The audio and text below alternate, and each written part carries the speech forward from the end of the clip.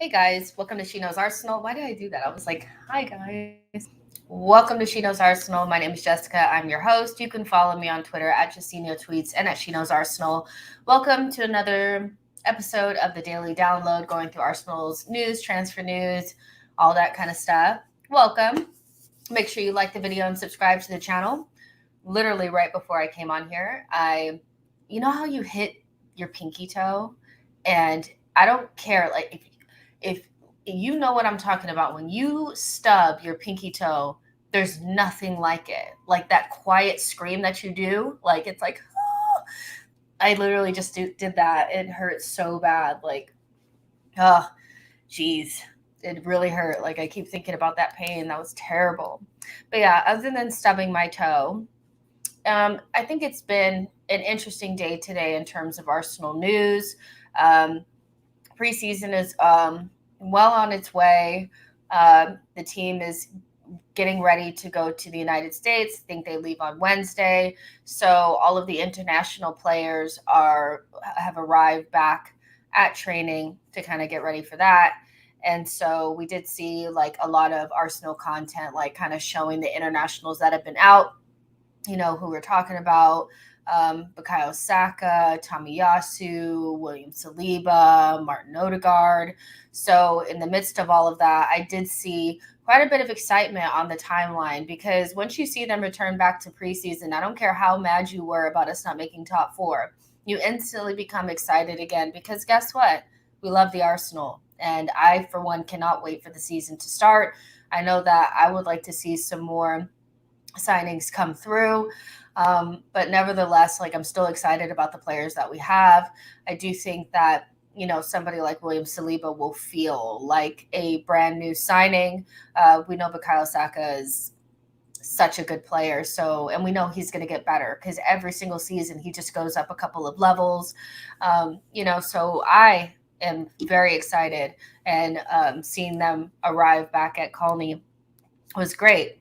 So on today's show, we're going to be talking about Saliba's agent. He posted a picture in Sopo House, and so there's been some unconfirmed rumors about William Saliba potentially signing a new deal. So we'll talk about that, as well as Juventus making contact with Arsenal for Gabriel, and Arsenal being interested in Maxime Lacroix from Wolfsburg, and also Martin Odegaard being Arsenal's captain next season. So that's the majority of what we're going to talk about.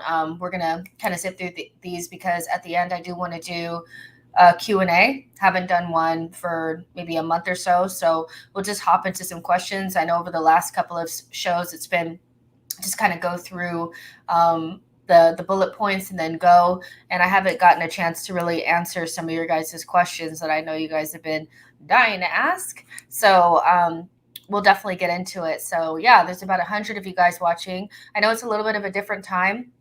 I was dealing with some personal stuff, nothing bad or anything like that, but during the time that I usually do the show, I did need to do something else. But you guys knew I was going to at least come with something at some point in time. So if I don't show up at 6:30 p.m. UK time, I'll show up at 10 p.m.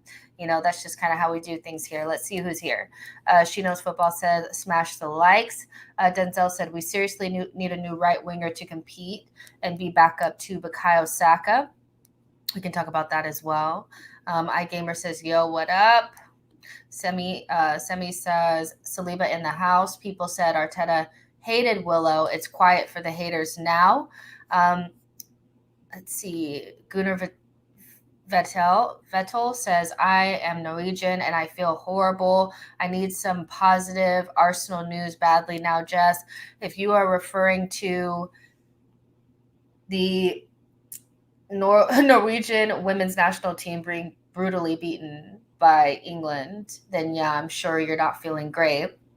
That was not even a contest at all. And for me, I was shocked because, you know, England are very strong. Like, don't get me, like, I didn't think England were going to like get beat or anything like that. I did think it would be a lot closer of a matchup, considering, you know, Norway has arguably the best striker in the world in Ada Hegerberg on their team.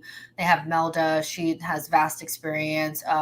Wrighton, she plays for Chelsea. Ingen, she plays for Barcelona.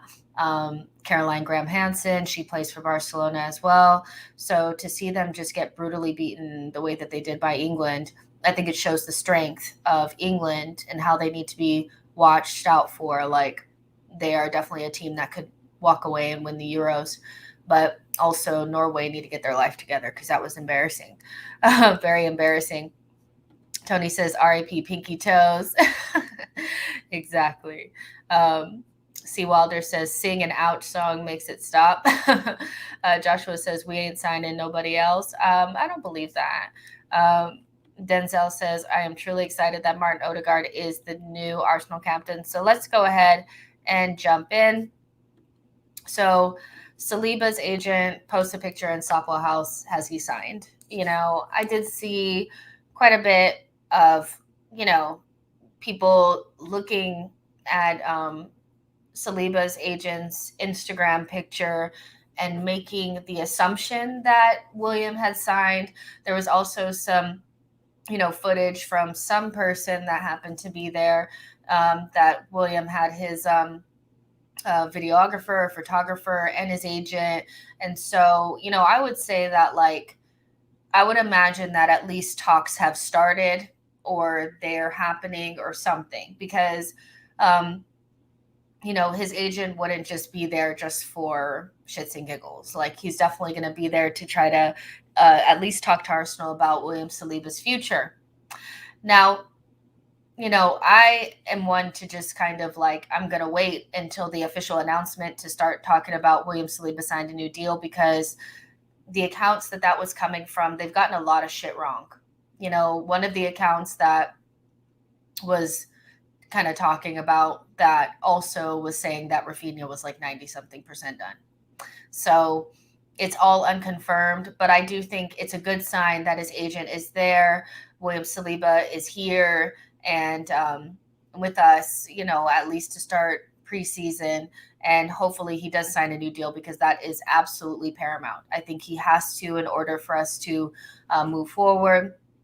And I think he makes us a lot stronger. I was watching another William Saliba comp, you know, this morning, and I just think that, like, this would be the first time in years where Arsenal would have 3 center backs that they could really rely upon.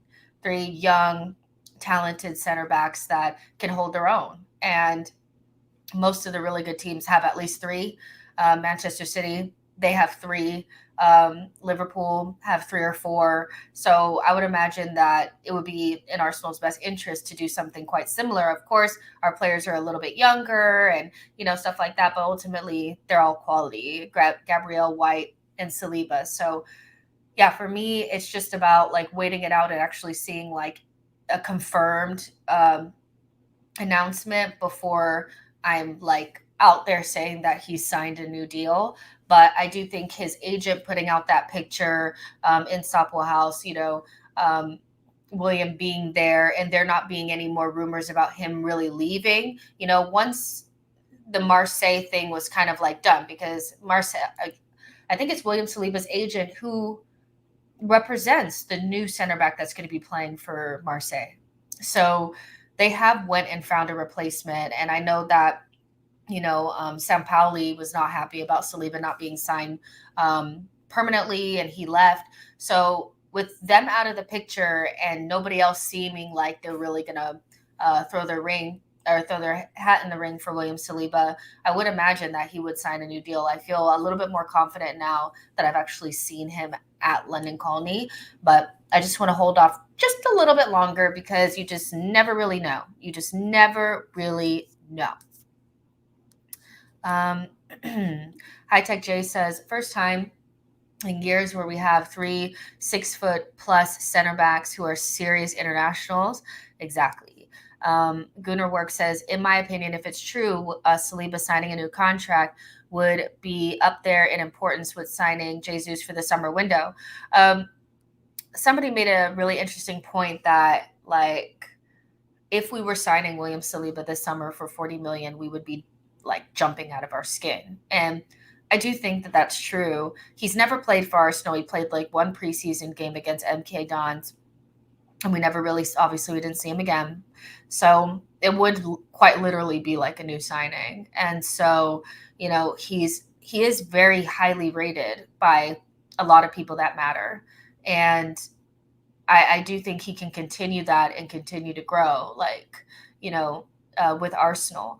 Uh, it would create a more competitive environment. I do think that Gabriel and Ben White, I wouldn't say that they got complacent, but what I would say is I don't think we were getting the most out of them because there was nobody else there, and so I don't really want to go into they got complacent, but I do think having somebody else there that could potentially take their spot will keep them sharp. Like, what's the little saying, knives sharpen knives or something like that? And so I think those three could do that really well, because Saliba can play on both sides. Like, I've seen Holding play on the left-hand side, so I know Saliba can play on the left-hand side, even though I do feel like Arteta likes his balance. Like, sometimes, it just is what it is. High Tech J says Saliba on 90K would be amazing. Exactly. He would obviously get more money. Hopefully it will be a longer term extension on his contract, so we're not talking about having these talks again so quickly. And yeah, I mean, so far, so good. Let's see. C2 says, yo, Saliba new deal. Yeah, it's not confirmed. And I would just say iron sharpens iron. That's steel's. Is it iron or is it steel? Steel sharpens steel, iron sharpens iron. So, yeah. Either way, I got it wrong because it wasn't knives sharpen knives, right? But you guys know what I'm saying. Like, they'll keep each other sharp. But in terms of, this new deal, I would just say the people that are confirming it are in the nose. And, in the nose don't know anything. They know absolutely nothing. So I would just say, it looks like a good sign. That picture in Sopwell House would make me think that you're only really there when you're signing something. That's when you're there. So hopefully we learn about that soon. And I would be ecstatic if William Saliba signed a new deal, because I do think it would put to rest a lot of the nonsense around Arteta hates him and he hates Arsenal and we've ruined it and all this kind of stuff. Lynn says, but for me, going out on loan was the thing that Arsenal could have done, because had he stayed at the club, maybe he wouldn't have gotten minutes. And now for him and the club have both benefit. I mean, this is kind of like beyond the noise that was out there, that I think was being fueled by people that don't like Arteta, a little bit from William Saliba, and the Marseille fans and all that kind of stuff. I do think ultimately, if you look at it, it will have worked to our benefit, because we will have bought, Ben White, we have Gabriel, and then we also have Saliba, but Saliba's ready to step in. I do think that even though Arsenal fans love Saliba, I don't actually believe a lot of people watched him, because he has gotten better from all of his loans, Saint Etienne, Nice, then to Marseille. But in the time that I saw people really saying, William Saliba should be here, he should be playing next to Gabriel, he was still trying to improve and get better. And center backs, it's a difficult position, especially for young players, because I think a lot of your skill comes with experience, because center back is it's a up here position. You really have to be thinking and ahead of your attacker and know where you're supposed to be and be able to organize a back line. And, there's a lot of different things that go into being a center back. And for a young player, it can be really difficult. I do think Gabriel really benefited from playing with David Luiz. I know that people don't, maybe we don't look back on David Luiz's time as a player very fondly, but I think Gabriel from year 1 to year 2 really benefited because of David Luiz being there. You wouldn't have had that if William Saliba had been there playing next to Gabriel. They would have been learning off of each other, and I don't think that's the best way to do things. So he's gotten a lot of confidence. He's kind of grown at his own pace, and he's only 20 still, 20 or 21 now. So it's kind of we haven't really lost anything by him not being with us. So I just think, beyond the noise and the stress that was mostly coming from the fans and all that kind of stuff with their own ulterior motives, ultimately this will have worked out, the loaning situation.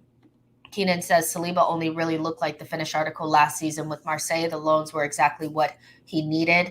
Nashville says Ben White was one of our most important players last year. He changed our build-up play. Let's recognize who he is in our team. I do think some people are just going to kind of hold on to the bet. Well, here's the thing, is I do think that there are some people that don't actually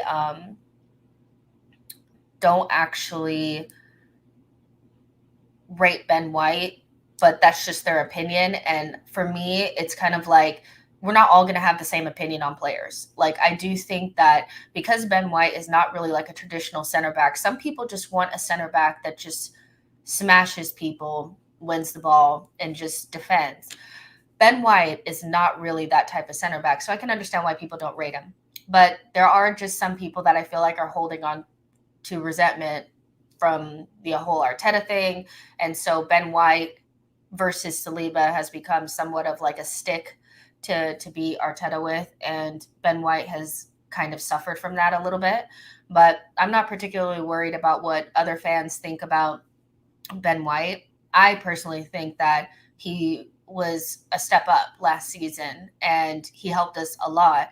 He's not a smash kind of defender. He's not, aggressive like that, but he did well on the ball. He was calm and composed most times. He was an intelligent defender where he didn't get beat, so he didn't have to tackle that much. And I thought all in all, I thought he had a pretty good season, but who really cares? Like, if you have Ben White, Saliba, and Gabriel, what's the problem? Let's see. Mamang says, Jess thought on Terry saying Martinez is better than Gabriel. Everybody has their own opinion. If, I would imagine he would say that because Martinez looks like he's going to Manchester United. So, I don't think, you kind of got to hype up your own players, right? But they're two completely different players. Gabriel is the type of center back that a lot of people on paper really want. I don't see a lot of people saying, you know what, I want a center back like Martinez. He's a very unique type of center back, but ultimately nobody really goes out there and says, I want somebody who's 5'7" and really good on the ball, whatever. They want somebody who's a really good one-on-one defender, who's quick, that you can play a high line with, basically people want Virgil van Dijk. And so for me, Gabriel he's somebody that in the next couple of years, I do think people will recognize how good he actually is because he's had a couple of mistakes. People tend to use that as a stick to beat him with. But Gabriel is slowly getting better every single season. And he's the prototype of the type of center back that most people want. Not a lot of people are asking for Martinez. I do think Martinez is a very unique profile, and I would have liked him to play more of a left back, inverted left back for Arsenal. But if it came down to who would I rather have in my center back pairing, I'm choosing Gabriel all day long because ain't nobody going to be jumping over Gabriel's head. You know what I'm saying? So, yeah, I feel like it's just fine. Like, everybody has their own, opinions and stuff like that. So it is what it is. Let's see. Lynn says, Jess, I would like to ask you a question about Martinez. If we paid $50 million for Ben White, and I know how much Arteta likes Martinez, so why are we against paying that for Jick? Who's that? Who is Jick? How much Arteta likes Martinez, so why are we against paying that for him? You mean for him? Because I think that there's just, Martinez, I think ultimately has chosen Manchester United. So there's no point in continuing to bid for him if he doesn't want to come to Arsenal. And I think it became pretty clear. Like, I think we've actually been out of that race for a longer than people have said, especially because it benefits Ajax to be able to jump the price up. But I think we wanted him as long as he wanted us. And I do think we would have paid the $50 million had Manchester United not come into the picture. He, in my mind, has made it clear that he wants to go there. So yeah, but ultimately, like, I think he'd be worth it at about 40 million ish, around that price, but 50 million is a stretch. So I could also understand why maybe Arsenal are like, well, we have a lot of other things to take care of besides this position. Ultimately, they tried to pay, they tried to pay 30 million for Schlotterbeck. So maybe the budget for that position was somewhere around 30, and we didn't want to go more about that. But that's just kind of what it is. You know what I'm saying? But I'm kind of like okay with the way that things have worked out so far. So yeah, there's about 185 of you guys in here. Like the video, subscribe to the channel, and let's move on to Juventus making contact with Arsenal for Gabriel. So that is something that's out there floating around. Not my favorite rumor out there, gotta be honest. But, let's talk through it. Let's try to work it out between us. Because I know that this has kind of sparked some, I think, anxiety within our fan base. Like, I have seen this rumor for a while now. It's been here since before the transfer window opened, which is kind of like, damn, like if we weren't open to selling him, wouldn't we have told them he's not for sale? At first they were saying he was going to be the replacement for Chiellini. Now they're saying that he's going to be the replacement for De Ligt, who looks like he's going to end up at Bayern. So, I'm looking at it like, and then also the report was saying that Arsenal would be willing to sell him around 30 million pounds. We bought him for 25 pounds. So in the 2 years that he's been at Arsenal, he has become a goal-scoring, left-footed, good ball-playing center back that's 6'4". That's a Brazilian international. You would never sell a player like that for less than 60 million. You wouldn't. Like, it just, like, 24 years old, scores goals, 6'4", good ball playing center back, good one-on-one defender, fast, athletic, Brazilian international, does not leave your club for anything less than 60 million pounds plus. Like, what are you smoking? 30 million pounds is a joke. Like, even if it's a made-up rumor, at least make it realistic, because there's no reason to sell Gabriel Magalhaes for that amount. It's a joke. Would we be able to go out in the market and buy Gabriel from somebody else for that? No, we wouldn't. So, if Juventus really did contact us with the idea that they could get him for 30 million, that's a joke. And I would imagine that as much as I'm not Adu's biggest fan, you got to be smarter than that, right? You got to be smarter than that. So a lot of this stinks to me, but I don't know. I'm not really that worried because, one, we can't replace him at that price. Lisandro Martinez is not coming, so it's not like there's an immediate replacement there. That is way too low to even start even considering anything. And I just don't think Gabriel is going to leave Arsenal this summer. Also, I'm looking at his transfer market value is $40 million, and that's like exactly what they put up there. So it might just be somebody reaching and saying that's his market value. So that's what we can get. But that just smells so bad. Like, there's just no way. His contract doesn't expire until June 30th, 2025. So if anything, we should say 80 million to even start a conversation, which I wouldn't even entertain at this point, because the only way that I would entertain this, you guys, and for me, every player has a price. That's that's where I live. I live in that neighborhood. Every player has a price. But, the circumstances will change how much I'm willing to what it would take to even start to consider it. So Gabriel, again, going back over it, 6'4", physical specimen, fast, good one-on-one defender, scores goals. Not even in his prime yet. 24, Brazilian international, with 3 more years left on his contract. I am nowhere near in this conversation unless you are coming up with the 80.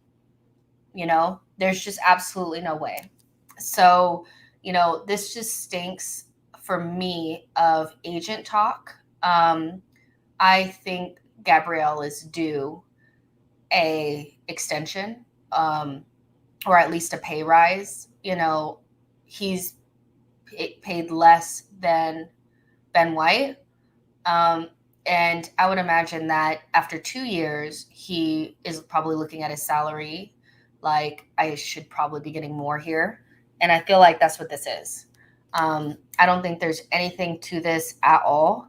I also saw that Juventus are actually looking at Kimpembe as a possible option for De Ligt, who's leaving. So this just is like a no for me. No. There's not a clean, replacement there. Because if they were, let's say that they came to the table with 60 million, which would be almost three times as much as we paid for him.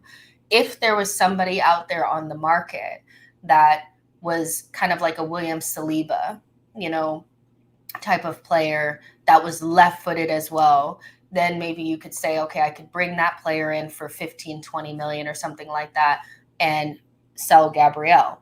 But that player is not out there. Left-footed, physical, tall, strong, good defenders, they are not available on the market. Not for anywhere. They're just not. They're like an endangered species. I know France, manufactures these like all the time, but I just don't really see them out there. I don't see them out there. So I'm like, absolutely not, and there are some Arsenal fans that are kind of like saying, well, this is probably why we were in for Lisandro Martinez, is because we're going to sell Gabriel. But for what we were going to buy Lisandro Martinez for, we would have been in the red. Like, we would have gotten less for Gabriel than what we would have paid for Lisandro Martinez. And I don't think you're actually in a better position with Lisandro Martinez without Gabriel. The whole glamour of having Lisandro Martinez was you were going to have him and Gabriel and Saliba and Ben White. If you take Gabriel out of that and you add Lisandro Martinez in there, I think you've weakened your back line, because you have one less physical, strong, good one-on-one defender. I just don't see how that would make any sense. Now, Arsenal do need, I think if they want to be serious, they do need 4 quality center backs, maybe one that can do something a little bit different, like Lisandro Martinez as well. But I don't think you ideally want to go into next season with Rob Holding being the 4th option, because he's not good enough. So, I can understand bringing in Lisandro Martinez and keeping the other 3. But I don't see at this point that this season, this summer, would make sense to sell Gabriel. So I think this is freaking nonsense. For me, it's absolute nonsense. I think he's happy here. I don't think he's pushing for a move. But if I was his agent, I know I would be knocking on Edu's door and saying my client needs a pay raise, because since he's been here, he hasn't had one. And he's on about 70, 75 grand a week. And I think Ben White is on like 100 and something. And so, and Gabriel, to me, has done more than Ben White and probably does deserve to be in that neighborhood of salary. So that's kind of where I think we are with that. But the more I think about it, the more I'm just like, nothing really adds up with this. So I would just say that this might be agent talk. So yeah, but nah. Keenan says, if we can get 75 million pounds, I would say sell. We can replace for 30 million. It's good business. But we're not going to get that though, Keenan. That's the point. Excuse me. That's the point, is that Juventus will get the 70 million or whatever for De Ligt and turn around and offer us a loan with an option to buy for Gabriel, or 30 million or some nonsense like that. And that's about what we paid for him. So, no, absolutely not. Dawes says no chance that Gabriel is leaving Arsenal. I think there's just, we're building something, and to take something like, first of all, the players that you need to focus on selling are the ones that played in the first half of the game against Nuremberg. That's what you need to focus on selling. You don't need to be trying to sell Gabriel. As far as I'm concerned, right now he's untouchable. Not forever, but in this moment of time, he's untouchable, because you can't replace him. There's no replacement. Like, there's just, it's not. If you guys can tell me a replacement that would come to Arsenal that wouldn't cost more than what it would take, like if Juventus were to give us like 40 million, could we replace him with this? No, like, there's just no. Like, if you guys can name somebody, let me know. Diallo says Juventus are poor. There's nothing to this. Reminds me of the Marseille rumors regarding Saliba a few weeks ago. It's all paper talk or paperwork, fake news. She knows football. Grammar police are back. Shaking my head. Thank you for the super chat. Sheridan says 40 million for holding. Exactly. Like, you need to sell Pablo Marie. Hello.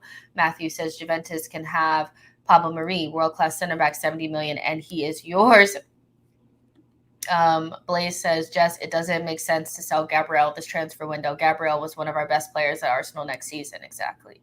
Thunder Road says about 200 watching. Please hit the thumbs up. Thank you so much. And we're going to talk about Lacroix in just a second. Dev M says, if we keep selling our goods, we will never get to the next level. Exactly. And this is just not how you build a team. Like, you have to keep some of your players. And so just because somebody wants to offer you a nickel and a dime for your players doesn't mean you need to sell them right now. So, Juventus can walk, they really, really can. And they probably do look at Gabriel as a really good replacement for Chiellini / De Ligt. Because newsflash, Gabriel is good. And his profile it's not easy to find, and he has improved with his ball playing. He's a much better passer than he was when he first came. So, of course, people are going to look at him, but we need to just look away. People are looking at him.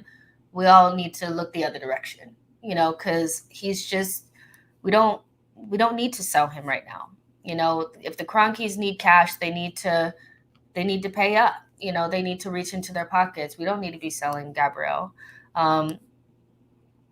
Mikhail says the only possible solution, if we do sell Gabriel for 80 million, is Jusko Gvardiol, which is very unrealistic. Leipzig don't even want to sell. Exactly. Like, it's all about, is there a realistic option that you can find? Like, if we had somebody coming through the academy, I can understand, like, somebody like knocking on the door, but we don't even have that. So it's just not a good opportunity, like, especially because we paid 25 million for Gabriel. So I would expect us to double, if not triple, the sale now. Like, if we were even going to entertain it, like, absolutely not. But in terms of replacements, Arsenal are interested in signing Maxence Lacroix. This came from the same publication that put out the report first about Paqueta. Basically they were saying that Arsenal are interested in signing him because Saliba could potentially leave. That was their reasoning for it, which makes a lot of sense because in France, they're still clinging on to the hope that he'll leave and go back to Marseille. It ain't happening.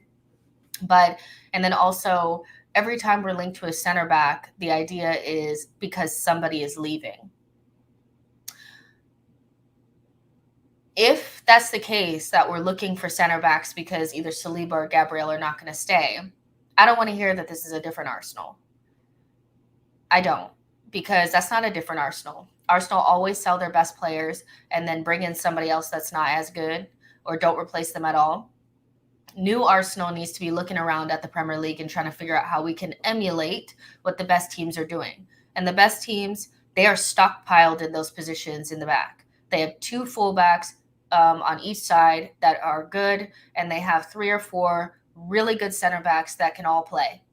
So getting rid of any of our players and replacing them with somebody else, doesn't really say different Arsenal. It says the same Arsenal. It says stupid Arsenal. So even though, I've looked at this Maxence Lacroix, who plays for Wolfsburg, a young player. I think he's like 22 or something like that. Even though, looking at him, he looks good. Why? Like, unless you're looking to bring him in because we're not getting Lisandro Martinez to make sure that you have the 4 center backs, I don't see why you'd bring him in and sell either one of Saliba or Gabriel. Seems like you're going backwards to me, So looking at this Maxence Lacroix, let's get some more information on him. Like I said, he plays for Wolfsburg. He's 6'3", 22 years old, and he's French. Not like the name didn't give it away, but he's French.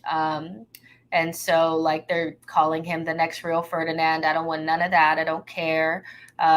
We have William and we have Gabriel, so I don't care about the next Rio Ferdinand.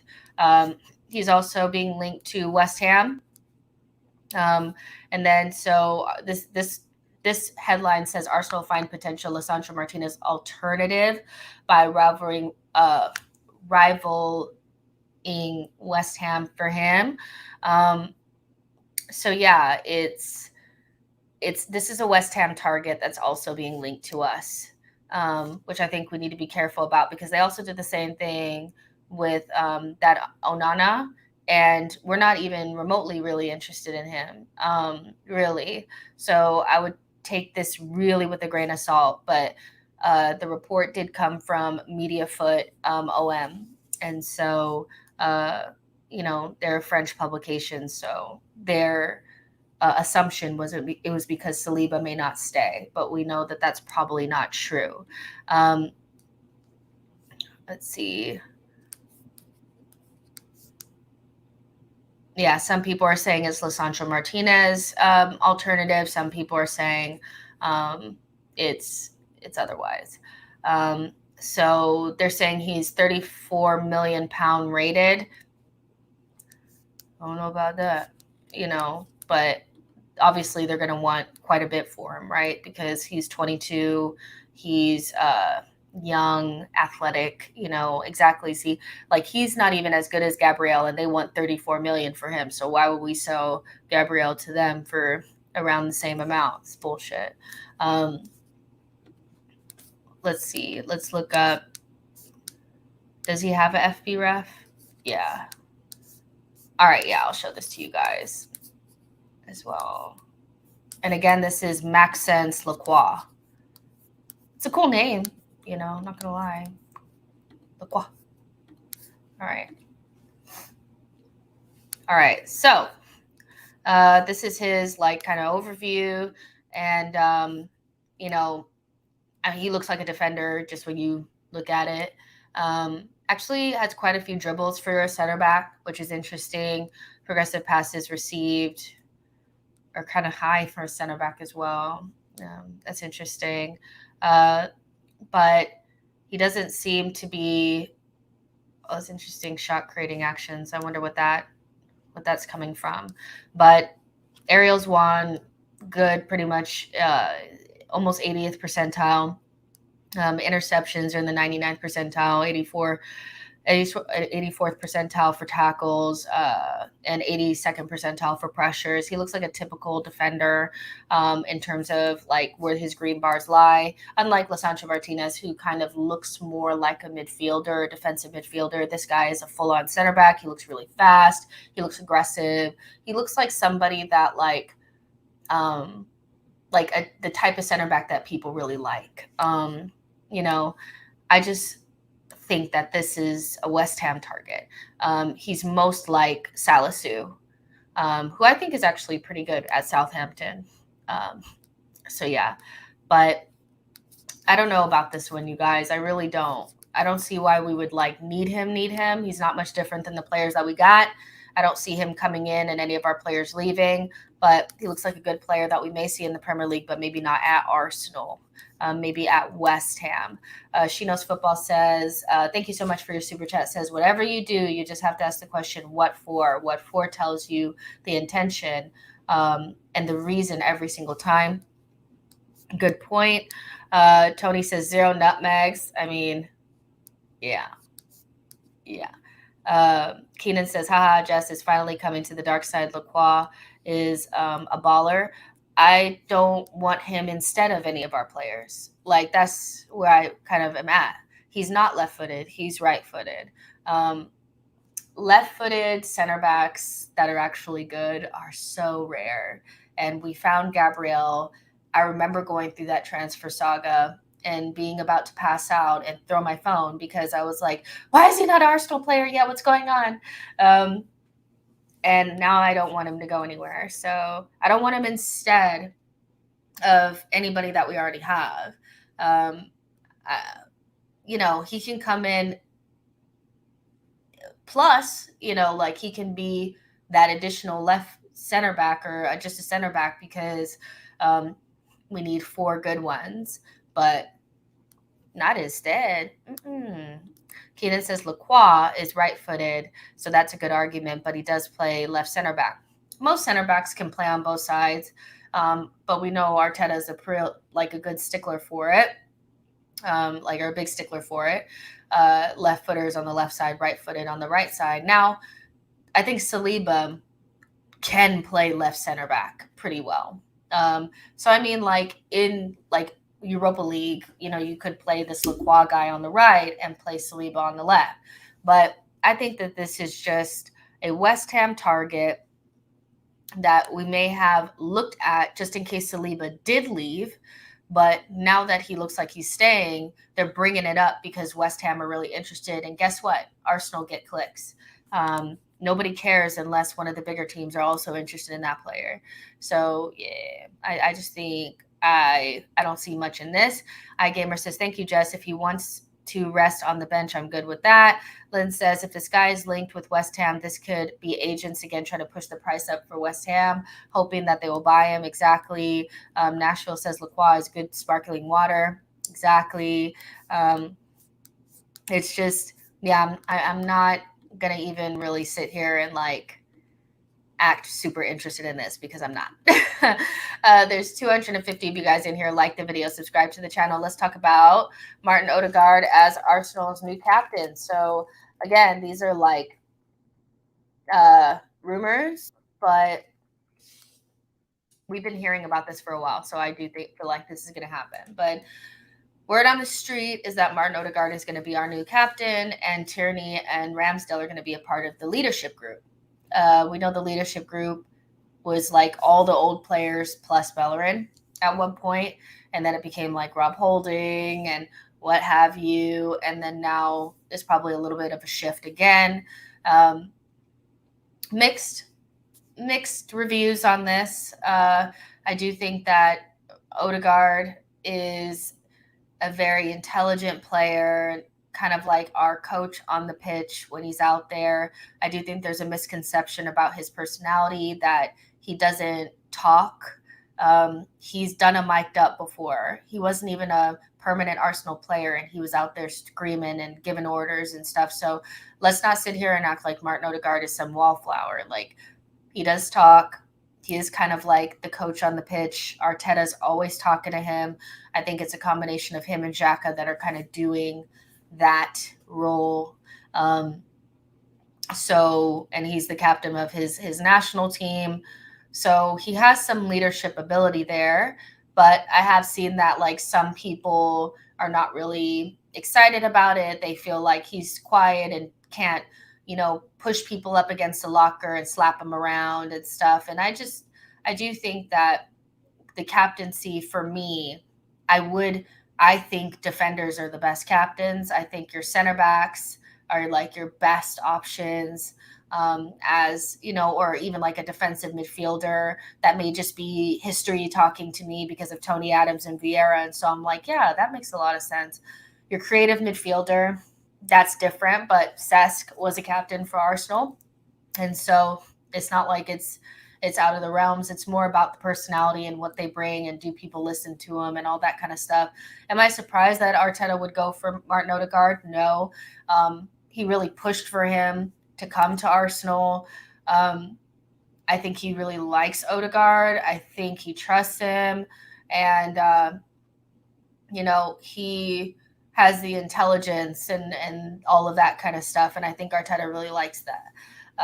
So yeah, if you're looking for a yelly, shouty, foaming at the mouth kind of guy, you're probably not going to get that. But that does not mean that Martin Odegaard is quiet. I don't think he's quiet. My only apprehension about Martin Odegaard is when we go away from home to the not so nice places and we're not at the sheltered Emirates on a sunny day, sometimes on the pitch he can go missing. He has games where we have to ask ourselves, did he even touch the ball? And it's not a lot of games like that. I saw somebody try to say that Martin Odegaard has no goals and assists away from home. That is an absolute fabrication. He had a goal away from home at Everton. He had a goal away from home at Burnley, and he also had a goal away from home at Old Trafford. So that's a fabrication. But there are games where I do feel like we need his influence on the ball, and he can't get on it. And so he ends up being kind of like, not useless, but he ends up kind of being a little bit of a luxury then, because he's not really a physical presence.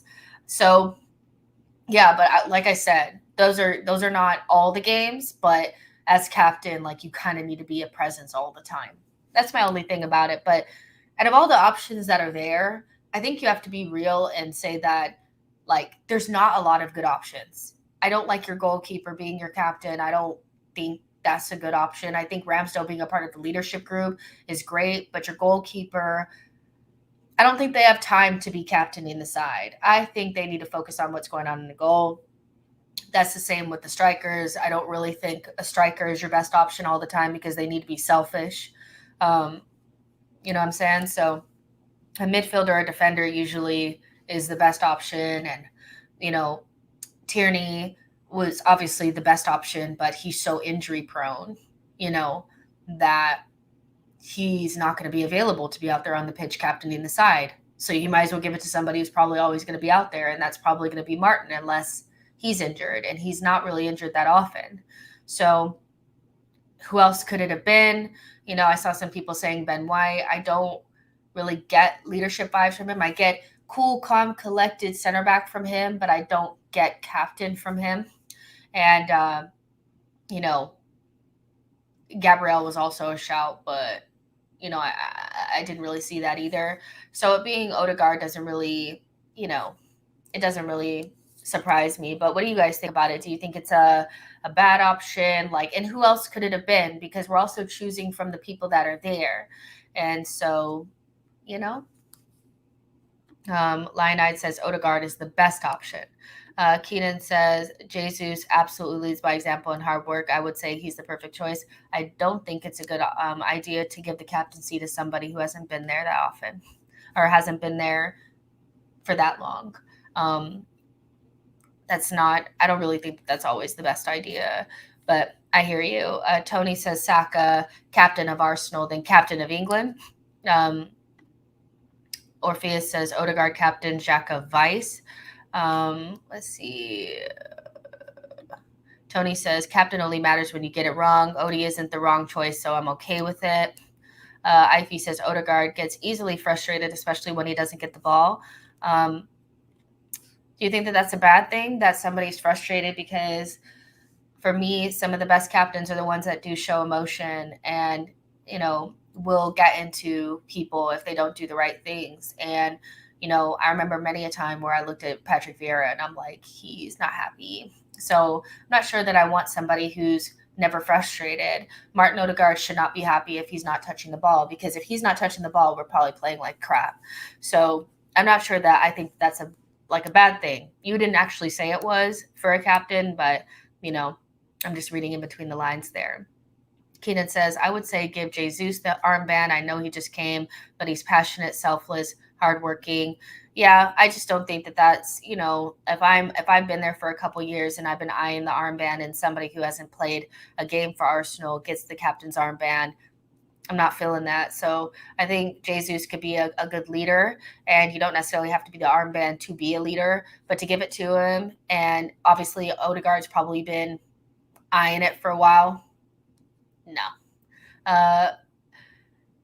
Hi Sim says, I see Odegaard fulfilling the same sort of role as Eriksen.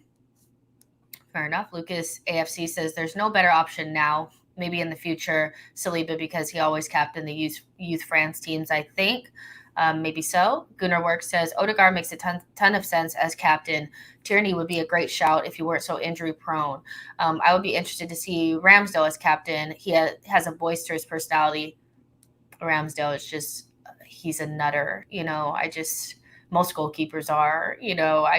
For me, I don't want to see my goalkeeper as the captain, but I like a center back or a midfielder. That's kind of where I'm at. iGamer says White as captain would send Saliba stands into a tailspin. Oh my gosh, yes, you are right. You're 100% right. Matt says, I think when All or Nothing comes out, you will see just how involved Mo is and how capable of a captain he will be. I think there's a real overreaction or a real misrepresentation of who Martin Odegaard is, because he's not foaming at the mouth, screaming at people. And we don't get to see everything. We don't know what things are like in the locker room, so we really have to I think hold back because we don't know anything yet. I do agree with you. All or Nothing will show us a little bit more of who's really the loud people that are out there. Like I said, the only thing is that he can't disappear on the pitch. He has to really make sure that he's involved a lot more. And I do think if the team plays well, he's pretty involved. I think when we're missing key members of the midfield or, just struggling a little bit on the day, Odegaard tends to suffer the most from that. Alwyn says Odegaard is the most experienced outside of Granit Xhaka. He is pretty experienced. Shaquille says, Ramsdale, is too immature to be captain. Andre says, hey, Jess. Hey, how are you?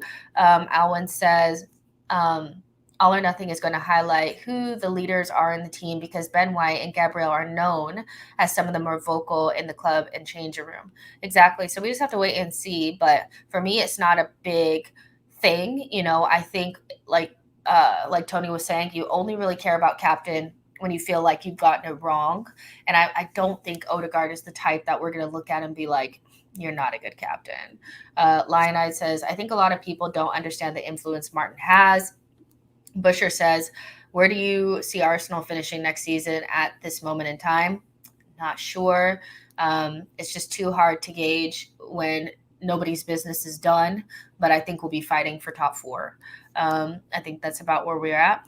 Gunnar Work says, I could see Jesus being a part of the leadership team after a year or so. Definitely leads by example, but would seem odd having him there after just signing him this summer. That's kind of where I'm at with that. I wouldn't have given him the captain's armband, but I think he'll lead with example, like you guys already said. Orpheus Jones says, I wouldn't mind Xhaka captain, but the thought of Odegaard and Paqueta exchanging passes in midfield has me excited. Ify says, being frustrated is not a bad thing. It's just when Odie doesn't get the ball, the team barely function. Hopefully the other players step up. It's up to the other players to get him the ball. But also, there's just some games where I look at him and I just think your touch is off. Some people have made the point of he's not great after international break. But I also think having somebody like Vieira who is going to want to play. That's the thing is Odegaard is not protected either because he's going to have somebody that can play his position right there ready to go. So I do think on days where he's maybe thinking he's going to have a stinker, he might think otherwise and be like, nah, I need to get on the ball because Vieira will do it. I remember the video where Vieira said, I like Emile Smith-Rowe and I like Saka. I like the way they play. Odegaard is very similar to me. He didn't say, like, I want to play with Odegaard. He said, we're very similar. So I would imagine that he'd be gunning for a spot. And I like that. We need more of that. Again, what did we say earlier? Iron sharpens iron, steel sharpens steel, knives sharpen knives, whatever. So, yeah, I like that. She knows football. Thank you so much for your super chat. You said you were on fire today. Great analysis and detailed explanations. 10,000 hours equals an expert. I think you're at 30,000 since you started as a kid. Look, I tell you guys, I was sitting there with my little piece of paper talking to my mom about like how my club team could play. And I had my little lineup out there and she was like, you're a freak. Like, so this is like all I really care about. But thank you so much. I really appreciate that. Dawes R says, initially I preferred KT, and due to his limited playing time due to injuries, I prefer Magalhaes or White. I wouldn't mind Odegaard since he's tried and tested in his national team. Fair enough. You guys, let's go ahead and get some questions out there. Make sure you make it kind of obvious that it's a question. Put a little Q in front of it or something. Don't spam the chat. But yeah, go ahead and get your questions in. Saida says, don't you think we need an experienced defender? And when I say experienced, I don't mean like Steiner, but someone like Thiago Silva that can help our younger defenders. I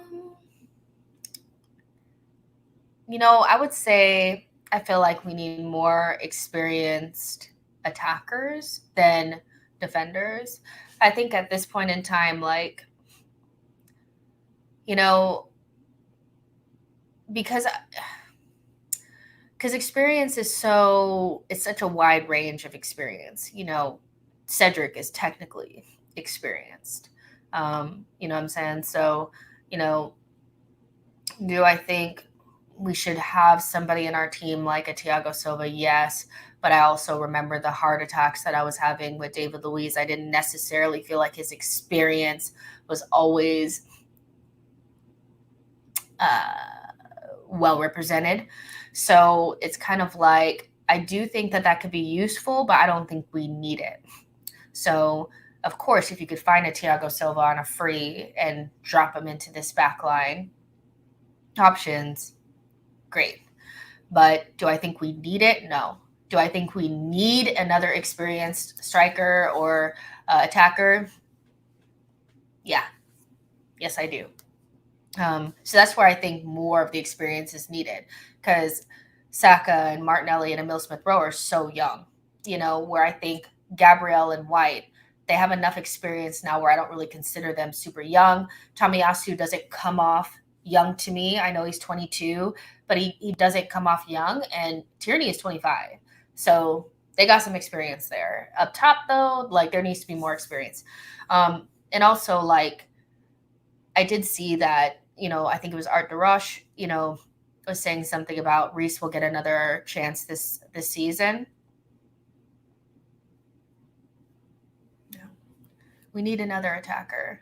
That stinks of, like, we're not going to get another attacker. We're going to stick with what we got and buy, like, one more really good player and bring in Grimaldo or whatever his name is. Arsenal need to get another attacker and a midfielder. Like, Reece Nelson ain't doing nothing for us. I watched him on his loan, and it took him so long to get up to speed. And then when he did, he was okay, but he wasn't really all that. I just don't see what would be the point of having Marquinhos and Reece Nelson. I think they won't have any impact on the season, and Saka will still start most games.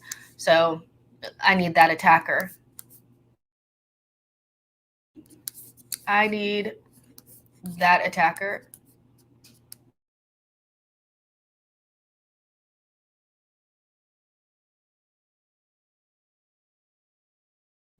Q&A time. Sorry. All right. Matthew says, who do you think is the best player at the Emirates era?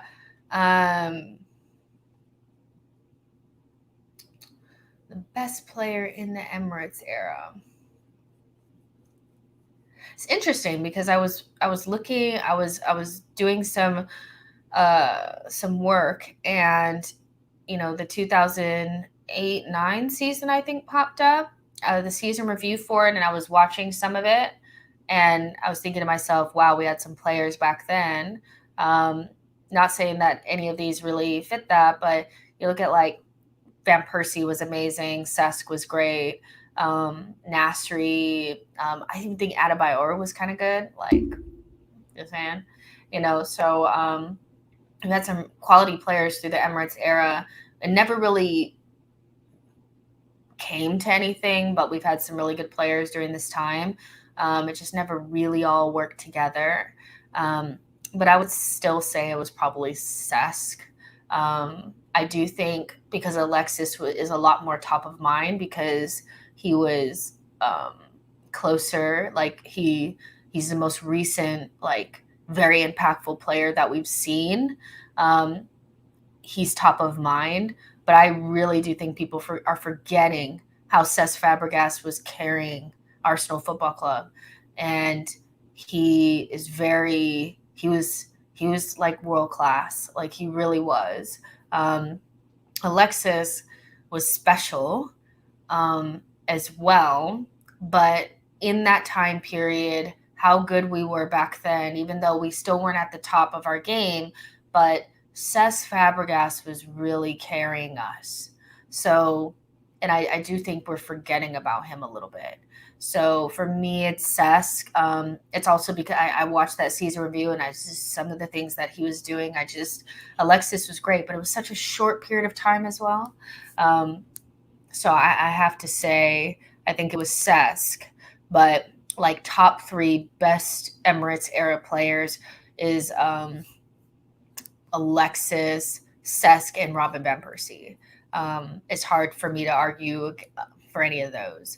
And I know that they both kind of snaked us, but like some of the football that they were playing, I don't think the team that Alexis was playing in ever got close to that. It was mostly just an Alexis and Ozo carry job, but it was nothing like what they were doing. So yeah, it's for me, it's Cesc. Blaze says, you're right, it was Cesc. Cazorla is up there as well, but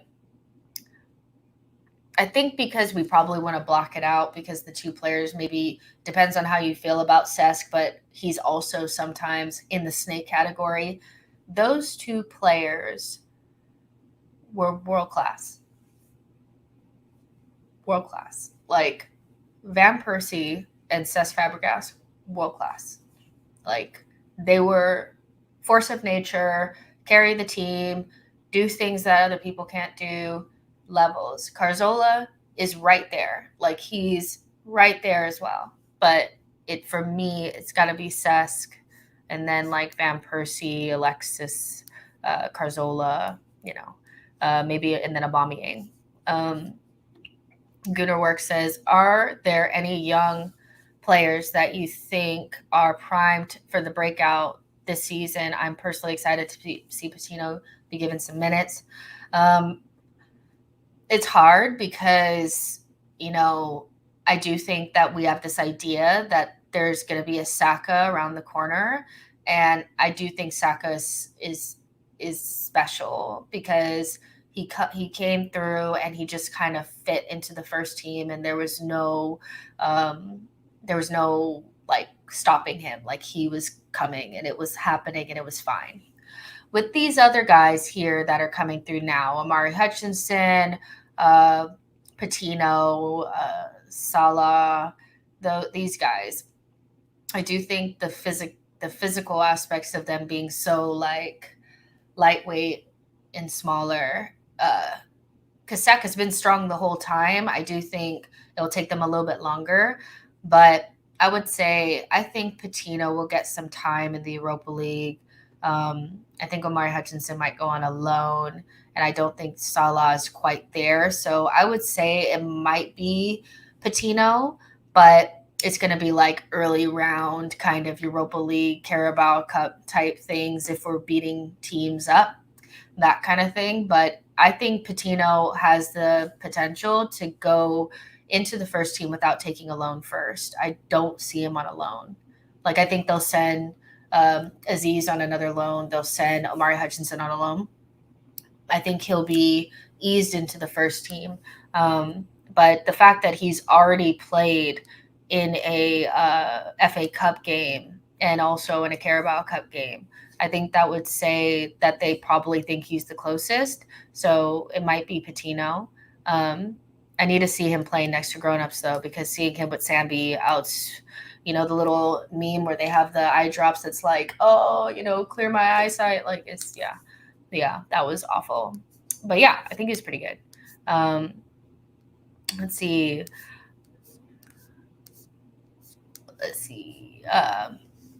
Jorn says, imagine Lucas Torreira and Arteta changed their mind and LT wanted to fight for his place and Arteta gave him a chance. Do you think Torreira could fight his way into this team if they both change their mind? Yeah, I think Torreira is more than good enough to play for Arsenal. I don't think that was ever the issue. I never questioned whether or not Lucas Torreira was good enough to play in the Premier League. That was never a question. He was more than fine to play in the Premier League. He has more than enough good games where we can look at it and say he could play in the Premier League. Torreira did not like the Premier League, and Unai Emery, I think, wanted different players, and he got Lucas Torreira and then put him in a different position, and then that just unraveled everything, on top of the fact that I think Arteta, and I've said this for a long time, that I don't think he wants players that are not technical players. It's the fact that Torreira was immediately plucked out and he went with Xhaka instead. Xhaka is more of like a technical football IQ type player that you can play in your midfield. Torreira is more of an energy, ball winner, heart, soul, desire type. And those guys have not really worked out. It's been more of the guys on the ball types. And so I just think Torreira and Arteta's thoughts on football, or Torreira's skill set and Arteta's ideas about football, did not mesh. So there was no spot for him there. Torreira also was burned by Emery, so there's that. But if that scenario happened, could Torreira play in our team? Yes, he could. Can he play in the Premier League? Absolutely. He just doesn't want to, so of course I think so. Our midfield options are not so good where Torreira can't play for Arsenal. Like, it was never that. Like, he was always good enough. Lucas says, do you think Paqueta is a midfield target or attacking target? I thought about this a lot.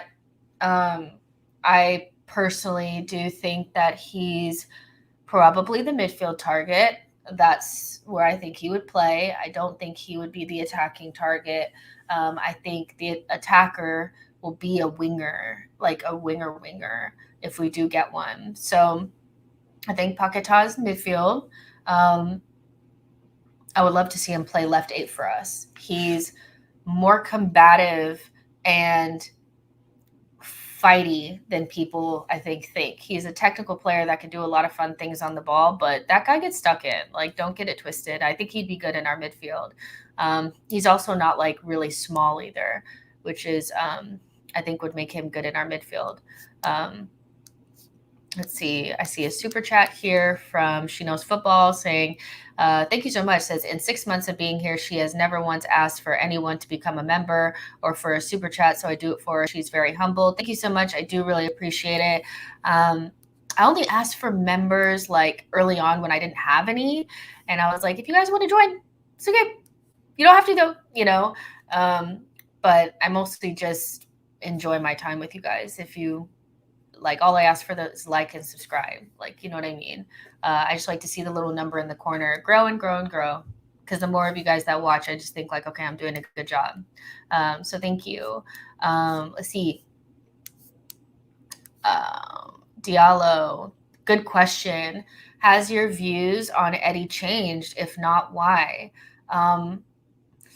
He is changing my mind. You guys know everything is fluid. It's my opinions on things can always be changed. And so with Eddie, now that he's signed, and I don't feel like we're going to bring in another center forward, I want him to do well. And there's things that I've seen with him over the last couple of months that I don't think I gave him credit for initially. He's definitely gotten a lot like more physically strong. He is better outside of the box than he was before. I had him on a like nailed on as a poacher, like 5 yards out. Anything beyond that, he wouldn't do well. But he's shown that he can be on the wing a little bit and do something. Like he can hold up the ball back to goal and do something. You know, he can put in a decent pass. He can put in a decent cross. I think Eddie looks like a good player. You know, I said that I thought I wouldn't, at this point, like, would it have been better as a backup to have bought a Shea Adams or an Ollie Watkins or a Dominic Calvert-Lewin? I don't actually think we would have gotten that much more for any of from those three players. I don't actually think that any of those players would have been worth what they would have cost, and I don't think they would do so much better than Eddie.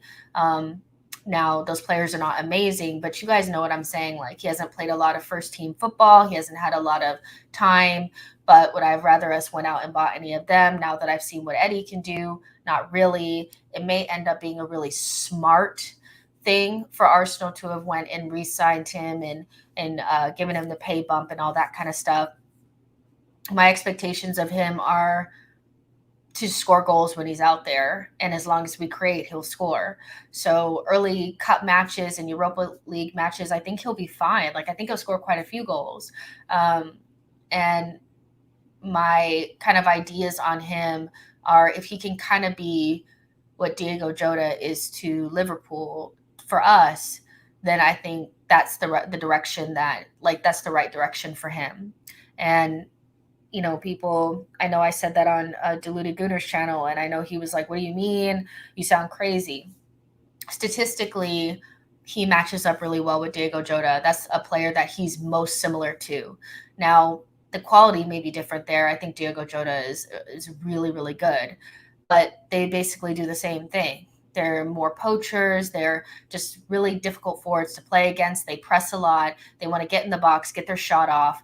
And they score goals, and that's just what they do. For Liverpool's, you know, starting lineup, Diego Jota he's not always the first pick because, you know, he's not as skillful as Luis Diaz. You know, he's not as good on the ball as Firmino or Mane was. But when he gets in and around the box, he makes something happen. And so that's what my expectations of Eddie are. You know, to have those goals off of the bench would be amazing. So, yeah, he is changing my mind, and I don't think I gave him as much credit as I should have. Does he have a ways to go? Absolutely. But Eddie is doing well. You know, 22 years old. You can't expect him to be the finished product. Let's see. Latte, thank you so much for your super chat. Says, salute to you and the great content. Follows, but first time commenting. Come on, you Gooners. Thank you so much. I really do appreciate it. Anike says, Eddie defense. I'm so excited to see what he does this season. So yeah, like that's kind of what my expectations of him are. Like, I know I wasn't a big fan of him getting the 14, but that's because I'm nostalgic. I like certain numbers to be for certain things, but like I didn't think about it for more than a couple of minutes. Like, Eddie just needs to go out there and do his thing. Elliot Roberts' question is, when do you think Arsenal are going to finally sign the all-important CM, preferably Paqueta or Tielemans? I don't know if you guys saw the pictures of Tielemans in Leicester's training.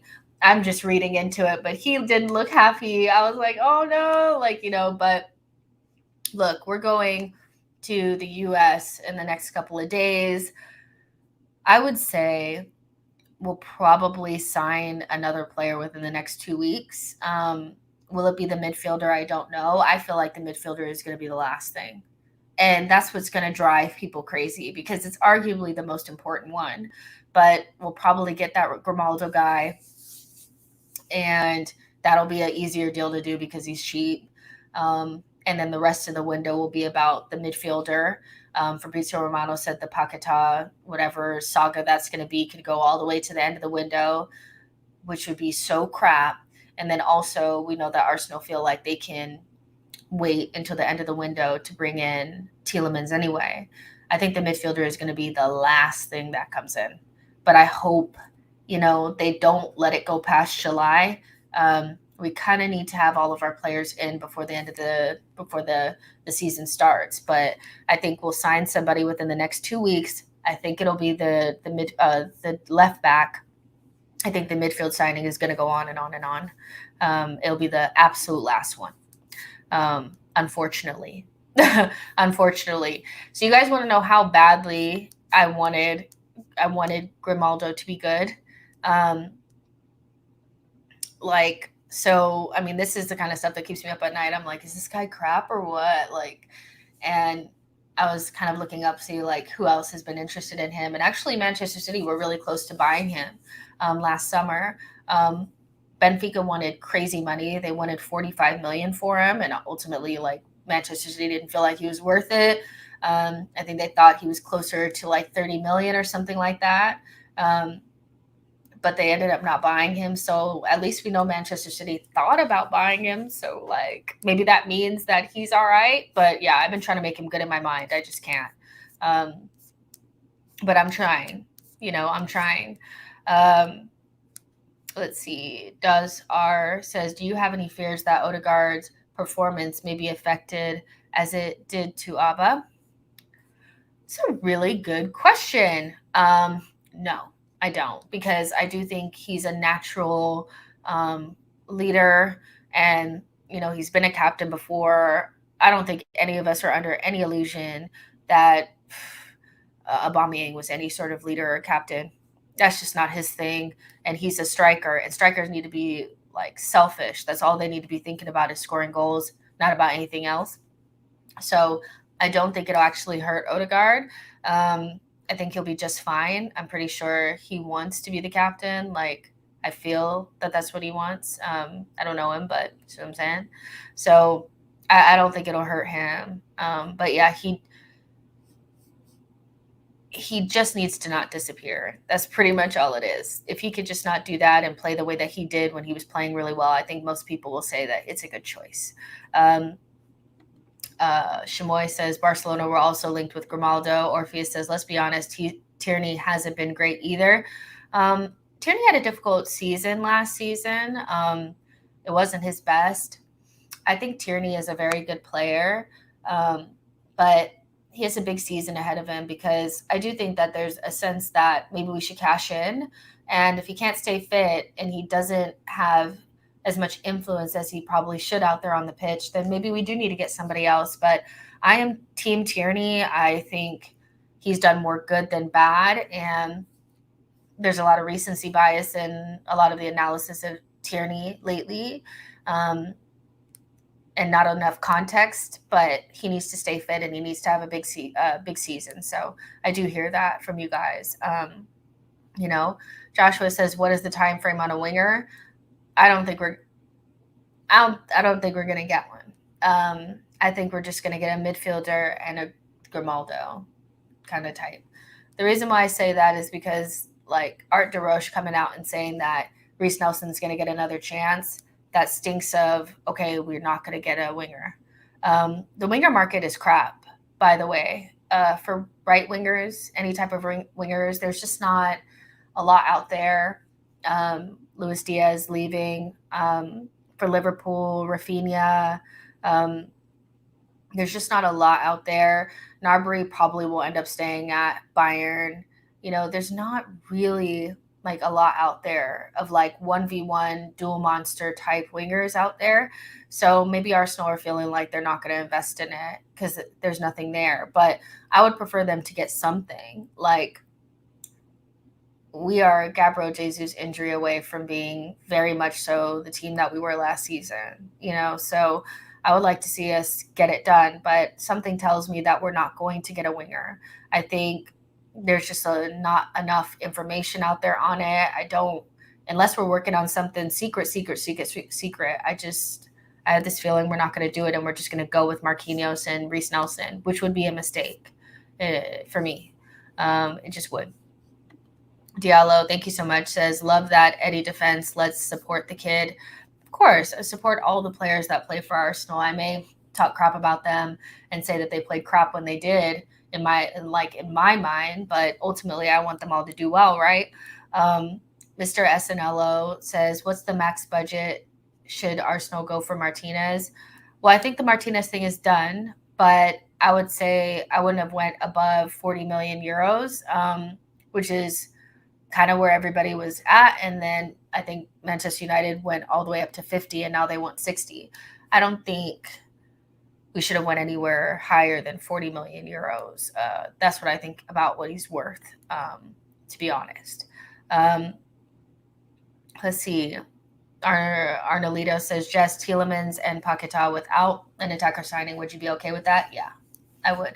Because Lucas can play in so many different positions. Like, that's the thing. He could be like an attacking signing, but he doesn't really fill that void for that kind of like how Rafinha was. Like, he can play left wing, center forward, right wing. He can do all those things, but it's a little bit different than like a traditional winger.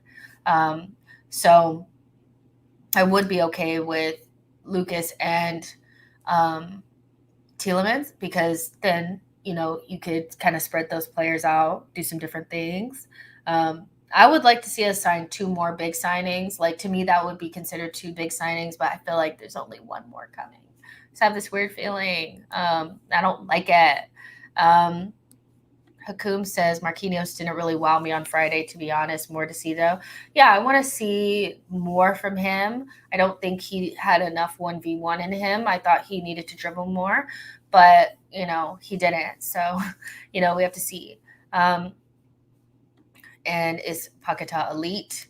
I think he has the ability to become a really, really top player. Everybody loves him. He was one of the best players in Ligue 1. Like, most people say that the only player that was better than him was Mbappe. So he's right up there. Obviously, he needs to move to a bigger team and really show that, and moving to Arsenal would be a good step for that. But I wouldn't say that he's elite just yet. So, yeah. She Knows Football, thank you for your super chat, says, what game was it when Eddie pressed the goalie and scored? Cause the other goal, number 2, was world class. He has talent. I believe people are sleeping on him. He's done it multiple times, but he did that against Leeds. He pressed the goalkeeper, and he also was so kind of busy and pressy against Chelsea that he pressed them into 2 mistakes. And that's one of Eddie's biggest qualities, is being a good presser, knowing when to go, knowing when to take a little nibble. That's what he's really good at. Hyphy's question is, since Grimaldo is average, as some say, who should be our left back? I don't know. I don't know. I don't know. I guess I mean, I would prefer Zinchenko, but I don't think he's going to leave Manchester City. Grimaldo is just not my thing, you guys. I don't know. He just reminds me of Cedric. But I think he's probably better than Cedric. But yeah, I don't know, because the market's not great, is it? So yeah, and I didn't want Hickey either. So I'm quite picky. You know what I mean?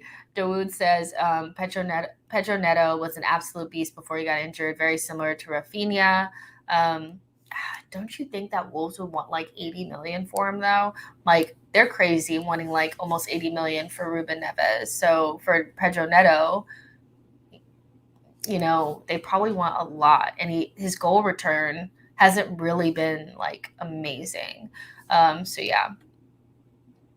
Elliot Roberts' question. So you're saying that we really have to defend on our midfield instead of our wings and attack for goals this season? So you are saying that we really have to depend? No, I mean, Saka's going to score quite a bit of goals. Gabriel Jesus is going to score quite a bit of goals. Whoever's on the left is going to need to come up with more goals. But, you know, if you were to bring in Paqueta, like, he could play left wing and he'll give you goals. Like, you know, I do think our midfielders need to give us more goals. I've never seen a team that lacks so many goals from midfield. We're like the only team I've ever seen like that. So I do think that midfield needs to come up with more goals, you know, but I don't think we'd be relying on it instead of our wingers. So yeah, let's end it there. Yeah, let's end it there so that because I think we've been going quite a while now, almost an hour and a half. So the shows are getting longer and longer, but it's fine. So make sure you guys like the video, subscribe to the channel. This week, you know, I don't have anything with 110, so I should be like able to do these shows every day for you guys. I'll be on the terrace tomorrow, I think. So I'll keep you guys updated on that. But like the video, subscribe to the channel, share this with a friend. If you guys are just tuning in, keep watching, and then rewind. And I'll see you guys in the next